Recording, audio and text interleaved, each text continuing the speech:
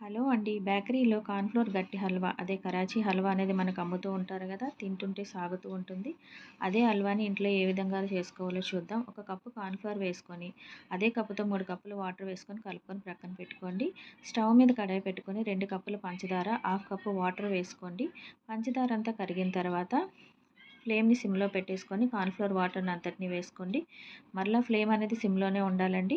మిశ్రమం అనేది దగ్గర పడుతున్నప్పుడు కొంచెం అంతా లెమన్ జ్యూస్ వేసుకోవాలి. తర్వాత ఒక్కొక్కటి చొప్పున మొత్తం 5 స్పూన్ల ఘీ వేసుకుంటూ ఫ్లేమ్ సిమ్‌లోనే పెట్టుకుంటూ మిశ్రమం అంతా పెనంకి విడిగా వచ్చేంత వరకు, కడాయికి విడిగా వచ్చేంత వరకు కలుపుకుంటూనే ఉండాలండి. ఎప్పుడైతే కడాయికి అంటుకోకుండా వస్తుందో అప్పుడు 2 చిన్న స్పూన్ల ఇలాచీ పౌడర్, కొంచెం అంతా ఫుడ్ కలర్ వేసుకొని కలుపుకోండి.